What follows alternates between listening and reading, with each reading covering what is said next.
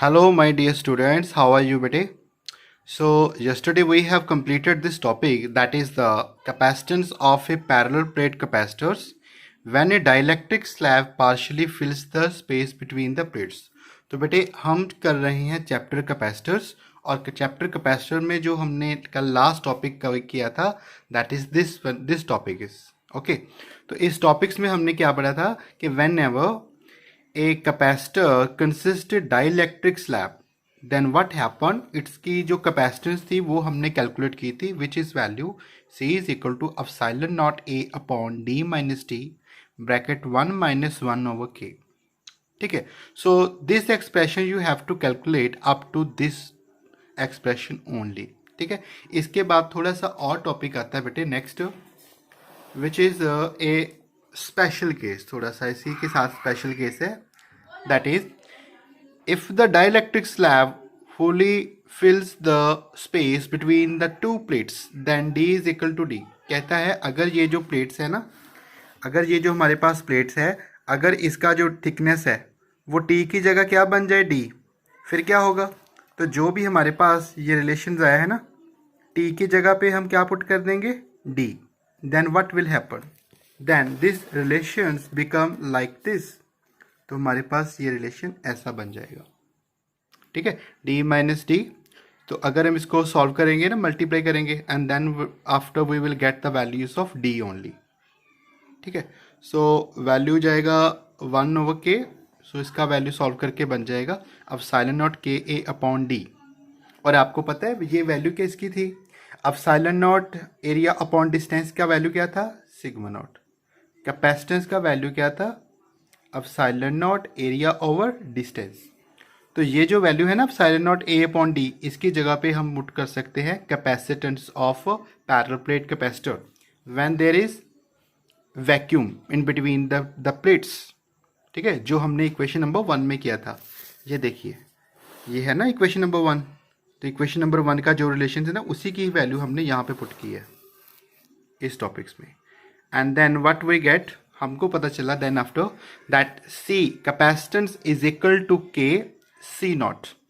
तो ये कैपेसिटर जो C नॉट होता है, this is the capacitance whenever there is vacuum in between the plates of two charge capacitors. और ये जो हमारे पास C आया है, this is the capacitance of parallel plate capacitor whenever dielectric slab is fully field to it. जब इसकी fully filled होगी तब ये होगा। अब देखिए K का वैल्यू कितना होता है, K का वैल्यू था डाइलेक्ट्रिक कांस्टेंट, उसकी वैल्यू है ग्रेटर देन 1। अगर वो ग्रेटर देन 1 है, इट मीन्स दैट कि इसकी जो कैपेसिटेंस है ना, whenever dielectric slab is fully fill, then उसकी जो कैपेसिटेंस है वो इंक्रीज होगी। ठीक है, इज इंक्रीज देन द उसकी वैल्यू क्या आएगी, मोर देन 1। मोर देन 1 है तो कितना आएगा, 2 होगा, 3 होगा, व्हाटसोएवर द वैल्यू, बट इसकी वैल्यू ज़्यादा आएगी। It means that capacitance increase, it means that capacitance of a capacitor increase on introducing the dielectric slab between its plates. तो इसका मतलब जब भी हम डाइलेक्ट्रिक स्लैब को कैपेसिटर, चार्ज कैपेसिटर के अंदर डालते हैं, तब उसकी कैपेसिटेंस क्या हो जाती है, इंक्रीज हो जाती है बेटे, इसीलिए हम डाइलेक्ट्रिक स्लैब को डालते हैं।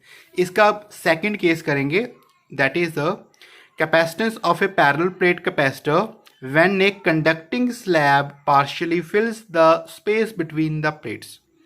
Okay, लास्ट टॉपिक जो हमने किया था that is also very important topic, उसमें हमने क्या प्लेस किया था, डाइलेक्ट्रिक स्लैब। अब हम क्या पुट कर रहे हैं इसमें, कंडक्टिंग स्लैब। अगर कंडक्टिंग स्लैब को इस कंडक्टर्स में अंदर हम पार्शली फिलअप करेंगे, then we will find the value of its capacitance. तो कैपेसिटेंस का वैल्यू कैलकुलेट करेंगे। Okay, so this entire topic is also similar as we have done this part earlier. Okay, तो क्या करेंगे, we have a look at this one. अब हमारे पास क्या है बेटे, you will see that हमारे पास चार्ज कैपेसिटर है। चार्ज कैपेसिटर है तो one plate is positive charge, another plate is negatively charged, and we placed in between the two parallel plate capacitor के अंदर हमने क्या फिल कर दिया, कंडक्टिंग स्लैब। ये कंडक्टिंग है, कंडक्टिंग स्लैब है, तो क्या आएगा, कंडक्टर ये है, तो कंडक्टर के अंदर जितने भी पॉजिटिव नेगेटिव चार्ज थे वो सारे के सारे अकमुलेट हो गए, पॉजिटिव की तरफ नेगेटिव और नेगेटिव की तरफ सारे पॉजिटिव के चार्ज चले गए। एंड वी नो दैट जो कंडक्टर्स होता है उसके अंदर, उसके सेंटर में कोई चार्जेस नहीं होता। चार्जेस जो होता है वो मेटल सरफेस के ऑन द सरफेस के ऊपर ही सारा का सारा रिजाइड करता है, उसके सरफेस के ऊपर रहता है। लेकिन सरफेस के सेंटर में मेटल के अंदर कोई चार्जेस नहीं होगा। अगर चार्जेस नहीं है तो it means that electric field भी क्या आएगी, जीरो। इसका मतलब इलेक्ट्रिक फील्ड किस तरफ है, from positive to negative, and from this one तो होगी नहीं, ठीक है। So we have only electric field from positive to negative, क्योंकि इस यहाँ पर तो नेट इलेक्ट्रिक फील्ड जीरो है, तो वो डाइलेक्ट्रिक स्लैब में ऑपोजिट पॉजिटिव टू नेगेटिव बनाता था उसकी, ठीक है। वो बनाता था उसकी इलेक्ट्रिक फील्ड।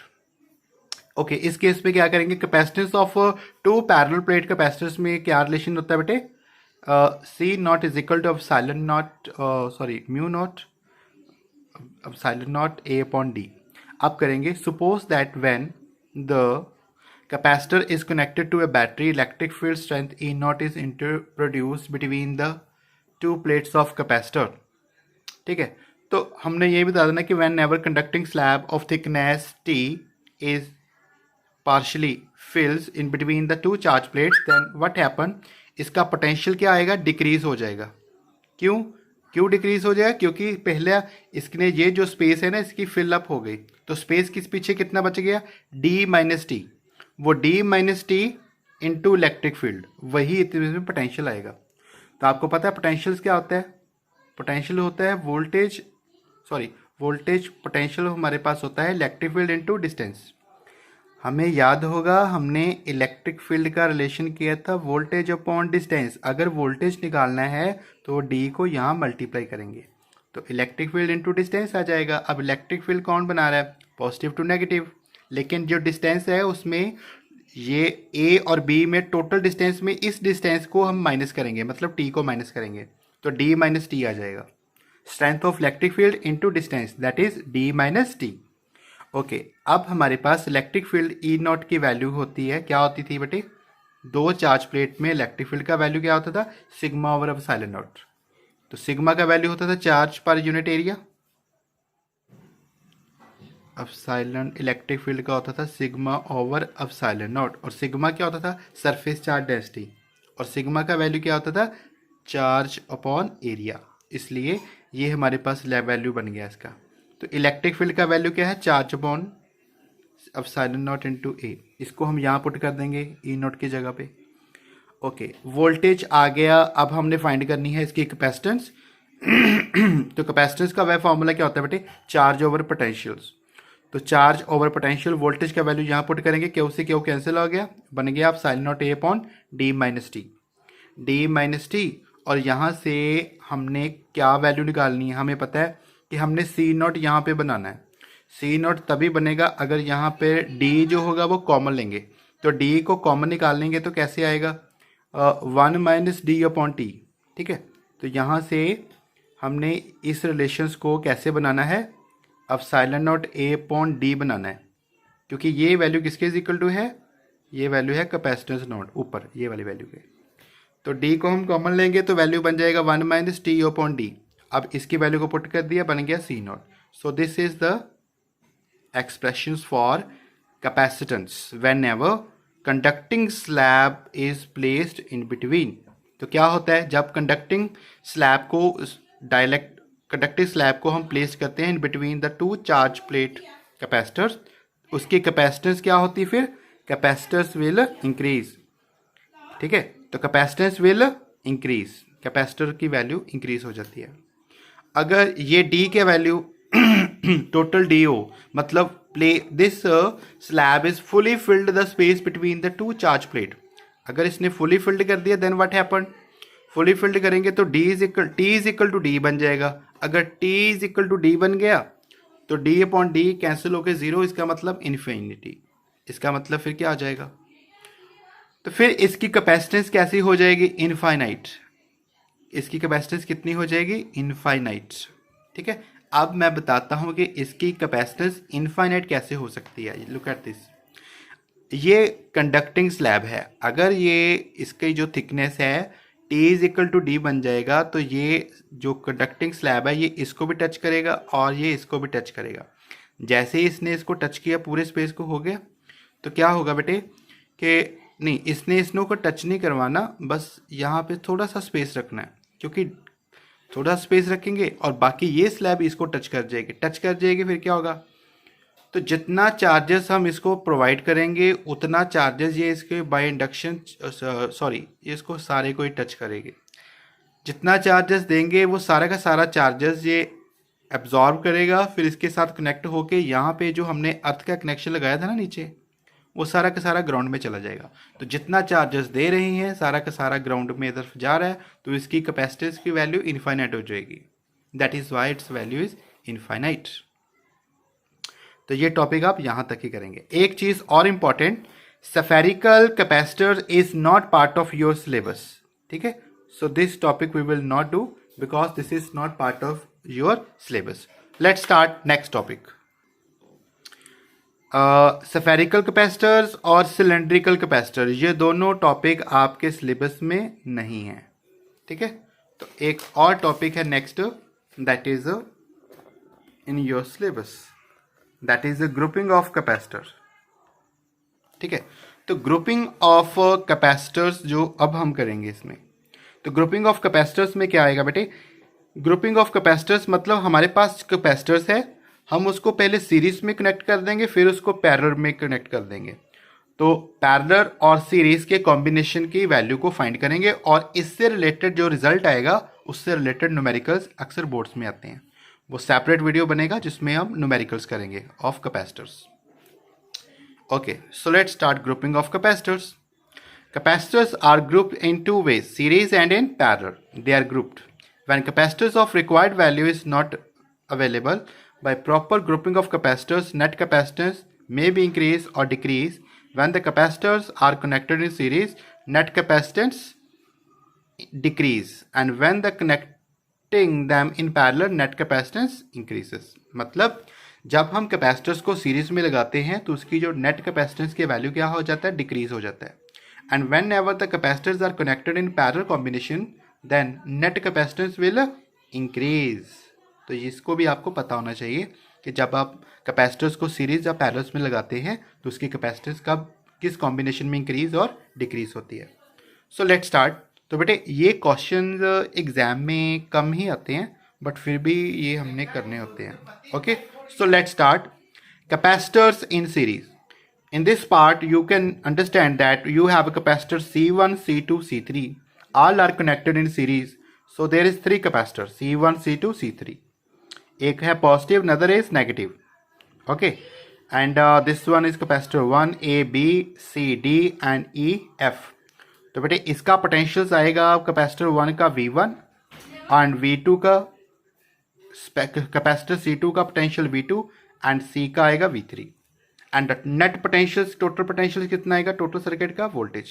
हमें पता है सीरीज में पोटेंशियल्स डिवाइड होगी और करंट क्या होता है, सेम। बट पैरेलल कॉम्बिनेशंस में पोटेंशियल सेम होता है और करंट डिवाइड्स होता है, ये भी याद रखिए।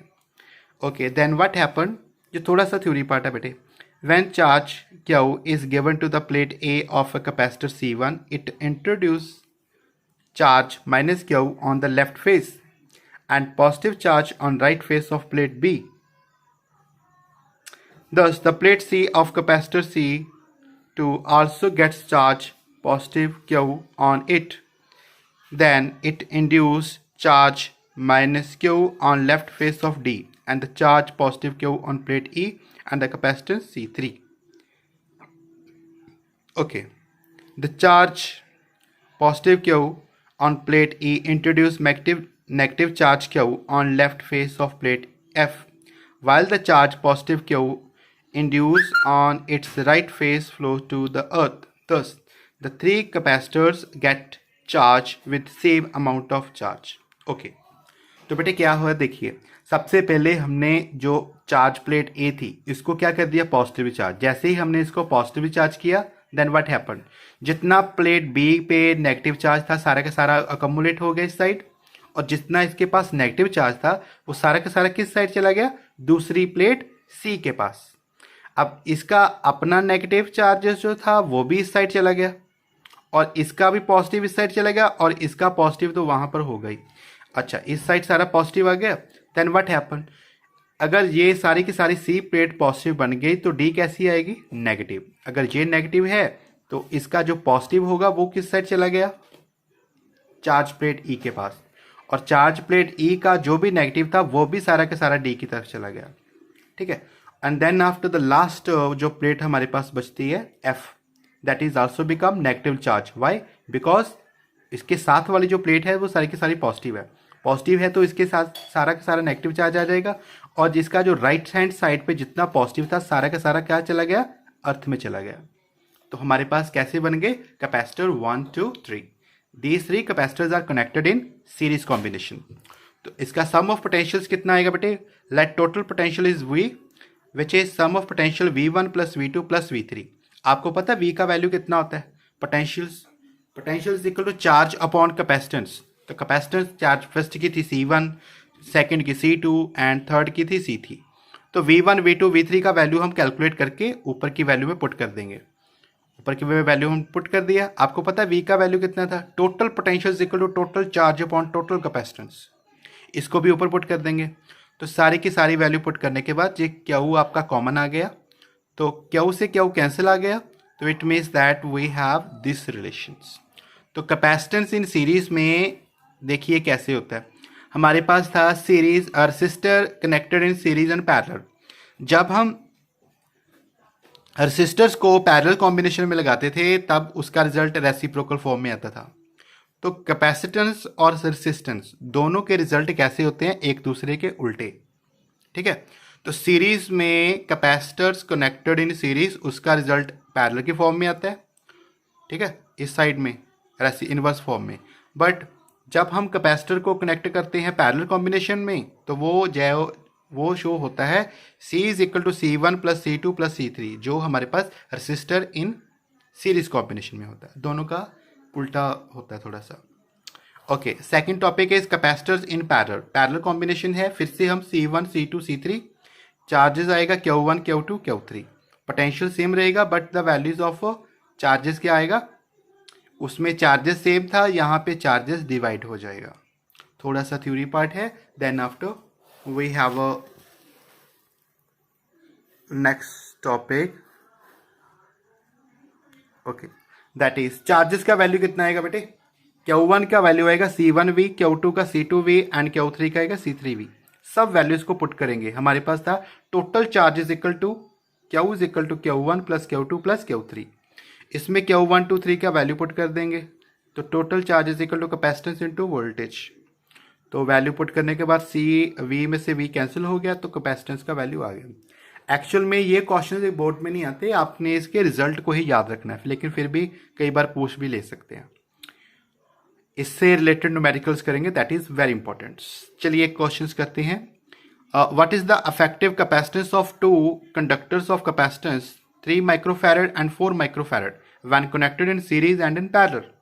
ओके, तो हमारे पास दो कैपेसिटर्स है, 4 माइक्रोफैरड एंड 3 माइक्रोफैरड। उसकी हमने कैपेसिटेंस को फाइंड करना है when both are connected in series as well as in parallel combinations. तो बेटे सीरीज में हम उसको क्या करते हैं, 1/C is equal to 1/C1 plus 1/C2। तो इसका एलसीएम लेके इसको सॉल्व कर लो, वैल्यू बन जाएगा 7/12। लेकिन इसको रिवर्स करना बहुत जरूरी है, तो इसको उल्टा कर लो। रिवर्स करेंगे वैल्यू तो CS का फाइंड करना है आपने, 1/CS नहीं फाइंड करना। तो कैपेसिटेंस इन सीरीज का आ जाएगा, इसको रिवर्स कर दो 12/7 माइक्रोफैरड। तो इन पैरेलल कॉम्बिनेशंस में क्या आएगा, उन दोनों को सिंपली एड अप कर दे, सम ऑफ देयर कैपेसिटेंस। तो 3 + 4 इज इक्वल टू आ जाएगा 7 माइक्रोफैरड। चलिए नेक्स्ट है हमारे पास very important topic, that is energy stored in a charge capacitor. तो बेटे ये टॉपिक वेरी इंपॉर्टेंट है, ठीक है, इसको आप मिस नहीं कर सकते, और बोर्ड में ये क्वेश्चन अक्सर आ जाता है। जो टॉपिक पे मैं आपको टिक लगवा देता हूँ उसको तो गलती से भी आपने छोड़ना नहीं है, क्योंकि वो एग्जामिनेशन पॉइंट ऑफ व्यू के अकॉर्डिंगली बहुत इंपॉर्टेंट है। चलिए let start this topic, energy stored in A charged capacitors. अब इसमें जो हम एनर्जी स्टोर करते हैं उसको हम कैलकुलेट करेंगे। तो हम सबसे पहले क्या करेंगे, the work done in charging A capacitor is stored in the capacitor in the form of electric energy. ठीक है, तो बेटे जितना भी हम वर्क डन करते हैं ना इन चार्जिंग ए कैपेसिटर, तो चार्ज जो होता था वो हम बैटरी की फॉर्म में इस कैपेसिटर्स में चार्ज को डालते रहते थे। तो जितना भी हम वर्क डन करते थे वो सारा का सारा चार्जिंग में लग जाता था, and all this energy stored in the form of electric energy. ठीक है, अब हमारे पास यहाँ से स्टार्ट करेंगे टॉपिक को। And consider a capacitor of capacitance कितना है C. Suppose that capacitor does not possess any charge initially. तो सबसे पहले कैपेसिटर्स क्या है, खाली है, उसके पास कोई चार्जेस नहीं है। उसके बाद क्या हुआ, on being connected to a battery, अब बैटरी के साथ कनेक्ट कर दो। Suppose that it charges to a potential V after some time.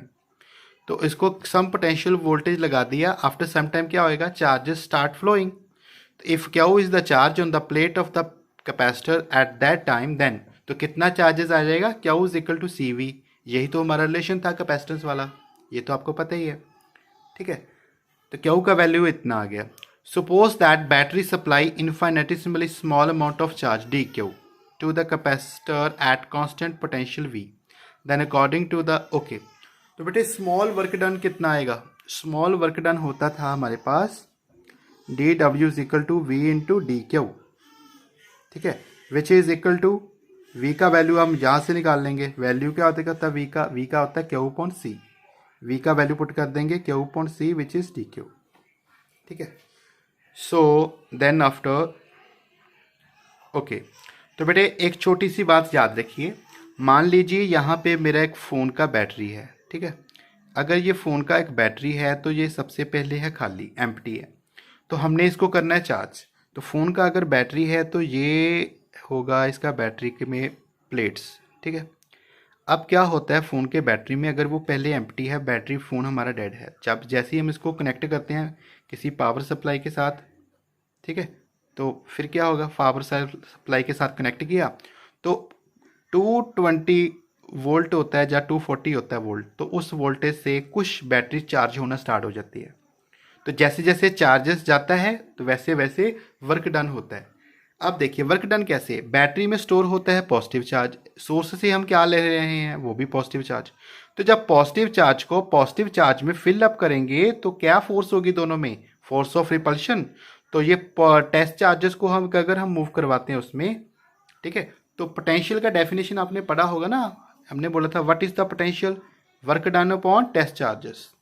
तो जितना वर्क डन करते थे to move the test charge, ठीक है, वही स्टोर होता था उसमें as a electric potential energy. तो उसी को हम बोलते हैं हम इलेक्ट्रिकल एनर्जी। अब चार्ज फ्लो करेगा तो इलेक्ट्रिकल एनर्जी होगा।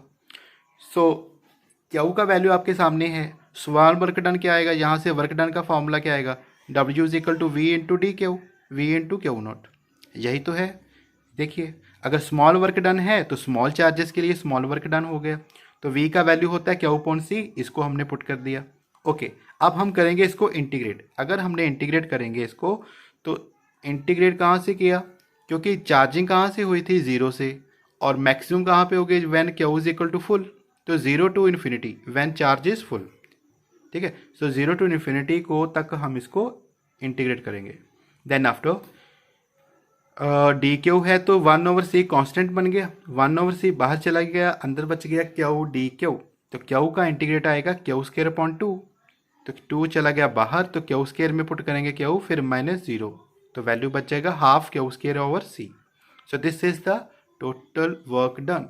तो जितना वर्क डन होता है उतना ही उसमें स्टोर होता है एनर्जी। ठीक है, so work done is storing inside the capacitor in the form of electrical potential energy stored in the capacitors.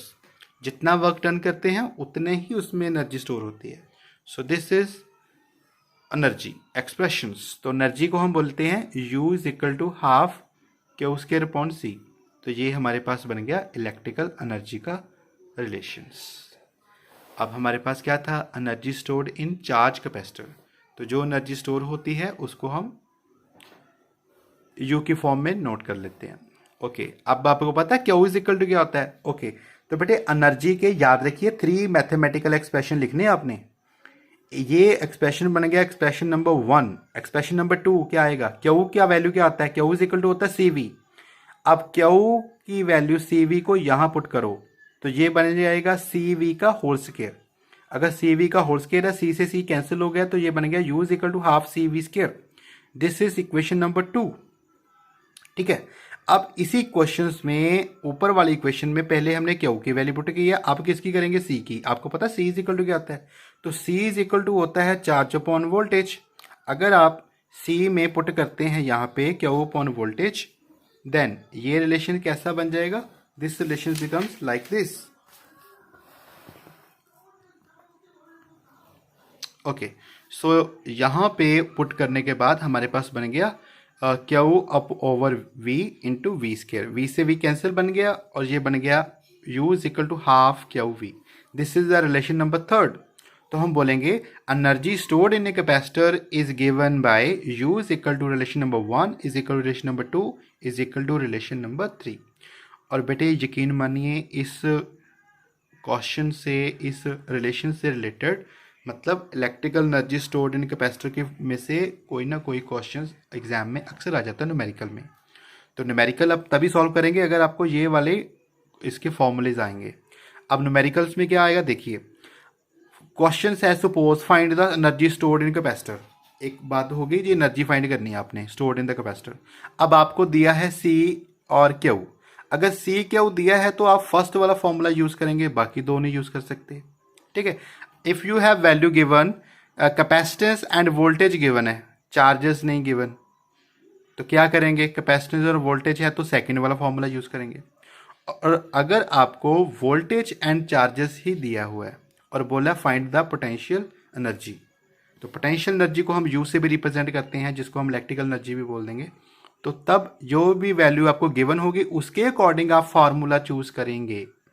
ठीक है, तो ऐसे आपने याद भी रखना है इसके रिलेशंस को, और जो भी वैल्यूज गिवन होगी उसके अकॉर्डिंग आपने इसको फॉर्मूला लगाना है और उसकी वैल्यू निकालनी है। जैसे यही क्वेश्चन देख लीजिए, इस क्वेश्चन में पूछा है एक कैपेसिटर और कैपेसिटेंस। आप देखिए कैपेसिटेंस दी है और क्या दिया आपको, पोटेंशियल दिया है। कैपेसिटेंस और पोटेंशियल दिया है और बोला है calculate the energy stored in the capacitor. ठीक है, अब देखिए दो वैल्यूज दी है कैपेसिटेंस और वोल्टेज, तो बताइए कौन सा यूज करेंगे, फर्स्ट सेकंड के थर्ड। इसमें यूज करेंगे हम second, half C V square. तो इसी को हम यूज करेंगे, वैल्यू पुट करेंगे, हमारे पास इसका आंसर आ जाएगा। ठीक है, तो बेटे ऐसे आपने भी ये क्वेश्चंस ट्राई करने हैं। एंड एक चीज़ और बेटे, when day graph generator is not part of your syllabus, तो ये भी आपके सिलेबस में पार्ट नहीं है। ठीक है, इसको भी हम नहीं करेंगे। तो लास्ट में एक ही टॉपिक बचता है, that is loss of energy on sharing charges by two capacitors. तो जब हम दो कैपेसिटर्स को आपस में कनेक्ट करते हैं तो उनका चार्ज क्या हो जाता है, एड अप हो जाता है। अगर दोनों का पोटेंशियल एनर्जी भी क्या हो जाएगी, उनकी फिर एडिशन हो जाएगी। ठीक है, तो चार्जेस जब एड अप हो जाएगा तो इसका वैल्यू बन जाता है बेटे, चार्ज का Q1 plus Q2 add up हो जाएगा। After connecting total charge on the capacitor फिर शेयर हो जाएगा। शेयरिंग के बाद बन जाएगा C1V1 plus C2V2। Total capacitance of को टू कैपेसिटर्स भी क्या हो जाएगी, कैपेसिटेंस वो बन जाएगा C is equal to C1 plus C2। तो total energy of two capacitor after they are connected, तो पहले जब वो कनेक्टेड थे, ठीक है, before the two capacitors are connected together, total energy stored in the two capacitor, तब वो टोटल एनर्जी कितनी थी उसकी, ये कैपेसिटर C1 की, ये कैपेसिटर C2 की। ये फर्स्ट हो गया। जब दोनों को कनेक्ट किया तो चार्जेस दोनों का शेयर हो जाएगा। अगर चार्ज शेयर हो जाएगा तो फिर क्या वैल्यू आएगा, ये वैल्यू। देन आफ्टर दिस तो जो नई एनर्जी आएगी दैट इज यू डैश। तो यू डैश का वैल्यू क्या आता है, half Q square upon C, which is equal to half. C का वैल्यू भी आपके पास है, क्यू भी आपने निकाल लिया, इसका स्केयर कर दो। ठीक है, तो चेंज इन पोटेंशियल एनर्जी कितना आ जाएगा, तो ये था ओके। तो this one energy when they are not connected then after connected, तो u माइनस यू डैश कर दो। इसको फर्दर सॉल्व करके लास्ट में वैल्यू बन जाएगा ए पॉजिटिव क्वांटिटी। मतलब पॉजिटिव क्वांटिटी है, it means that there is always a loss of energy when two charge capacitors are connected together. ठीक है, तो जब भी हम दो कैपेसिटर्स को कनेक्ट करते हैं आपस में, देन व्हाट हैपन, उसमें लॉस ऑफ एनर्जी होता है। ठीक है, जब दोनों को हमने कनेक्ट नहीं किया तब उसमें पोटेंशियल एनर्जी जितनी भी थी, टोटल एनर्जी स्टोर्ड वो ये थी। जब कनेक्ट किया तो चार्ज आपस में शेयर हो गए, चार्ज शेयर हो गए, कैपेसिटेंस भी उसकी हो गई, ठीक है। तो पैरेलल कैपेसिटर्स हो गया इसमें, तो इसकी वैल्यूज़ को हम पुट कर देंगे, दोनों वैल्यूज़ को इसमें, और माइनस करके फिर लास्ट में वैल्यू फाइंड कर लेंगे। तो बेटा ये था मेरा वीडियो, लास्ट वीडियो था theory part of the chapter capacitors. Next मैं वीडियो कैपेसिटर्स के न्यूमेरिकल के रिलेटेड बनाऊंगा, ठीक है। आपका थ्योरी पोर्शन कैपेसिटर चैप्टर का फिनिश है। And try these all questions, these all questions are very important. Thank you बेटे, thank you.